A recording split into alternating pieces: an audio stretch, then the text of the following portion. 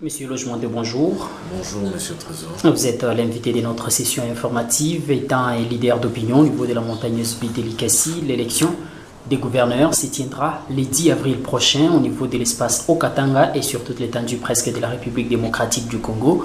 Quel regard critique vous avez sur les 5 candidats de la province du Haut-Katanga? En tout cas, regard critique sur les 5 candidats, je ne saurais pas vraiment le dire parce que je ne les connais pas eux tous individuellement ou encore dans le sens de l'opinion générale, je ne les connais pas eux tous, mais seulement que nous comprenons déjà avec l'honorable Kazembe. Il nous a montré ses limites, il a fait ses preuves et nous l'avons félicité pour ce qu'il a fait comme exploit et il nous a montré ses limites. Donc avec lui, déjà, l'opinion peut se juger. Avec l'honorable Jacques Yebola Katoué, nous comprenons déjà qu'il a été dans un gouvernement qui a pratiquement échoué, un gouvernement qui nous a montré plus l'aspect négatif que l'aspect positif, parce qu'avec le gouvernement dont lui, les ministres des Finances ainsi que de la fonction publique, nous entendons de cris à gauche et à droite, les impayements. Et déjà avec ces choses-là, nous pouvons comprendre quel type de candidat est l'honorable Jacques Yebola Katoué. Et par rapport à l'honorable, je prends qui d'autres, l'honorable Coco Moulongo, je ne le connais pas. L'honorable Caliste, je ne le connais pas. L'honorable Jean-Claude Mouyambo, un monsieur que j'ai côtoyé plusieurs fois.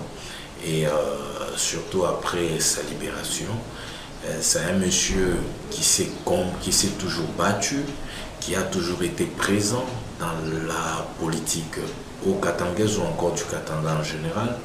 Nous avons vu ses exploits quand il était au barreau de Lubumbashi, le bâtiment qui abrite aujourd'hui le barreau, c'est son œuvre. Il nous a au moins facilité la tâche, nous, Katangais, de voir l'expérience, d'avoir une expérience avec les girafes, bien sûr pas son parc Mouyambo. C'est un monsieur qui a investi ici, localement. Il est dans l'audiovisuel avec sa chaîne Joua. Donc vous comprenez que c'est un monsieur qui est présent. Et par rapport aux autres candidats, vous voyez déjà que il est l'un des rares candidats qui a une histoire ici dans le pays. Que vous pensez qu'il représente les profils types de celui qui doit présider à la destinée de la province du Haut-Katanga? Est-ce que oui, je crois qu'il est ses profils pour le Haut-Katanga parce qu'il représente toute personne, tout Congolais vivant dans la province ainsi que tous les autres expatriés ou encore tous les autres des expatriés qui sont dans la province du Haut-Katanga. Donc c'est un homme qui présente au moins un profil qui peut nous aider à développer notre province parce qu'il a été présent dans l'histoire de cette province, il est présent dans l'histoire de cette province et il est en train d'œuvrer pour notre province, pour que la jeunesse de cette province puisse se retrouver. Et surtout, vous comprenez déjà que nous, avec sa candidature, on ne parle pas tribu, hein, on parle Congo, on parle Haut-Katanga. Quels sont les atouts qu'il dispose que les autres candidats n'ont pas? C'est un juriste avéré.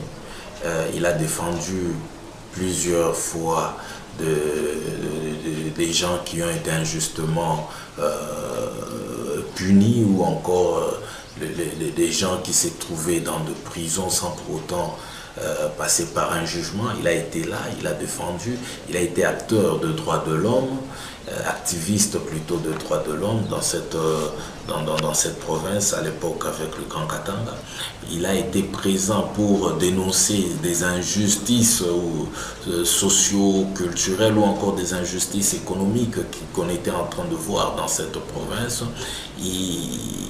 Et avec cela, je crois que cette province peut au moins s'assurer que nous allons commencer maintenant un bon vent pour la gestion de cette province. Et aussi, une autre chose que nous ne devons pas oublier, nous avons besoin d'un gouverneur, oui, qui répond bien sûr aux besoins du Haut-Katanga, aux besoins de ces députés qui vont les lire. Et quels sont ces besoins du Haut-Katanga? Les besoins du Haut-Katanga, c'est que M. Trésor, aujourd'hui, nous avons besoin d'eau dans les robinets qu'on nous avait déjà installés, qui le gouvernement passé n'a pas pu même penser ou songer. Nous avons besoin, M. Trésor, de répondre sur le point, sur l'aspect social de la population. Les écoles sont dans quel état? Les hôpitaux sont dans quel état? Et aujourd'hui, nous sommes en train de voir d'autres provinces en train de se développer, mais la nôtre est en train toujours de reculer. C'est ça le problème dont nous avons besoin. Un gouverneur qui veut aller au centre même du problème pour trouver la solution. Nous voulons voir des bâtiments être construits dans cette province. Dans des termes clairs, l'homme qu'il faut pour le Haut-Katanga s'appelle Jean-Claude Muyambo. Jean-Claude Muyambo. Est-ce l'homme providentiel? Non, je ne dirais pas cela.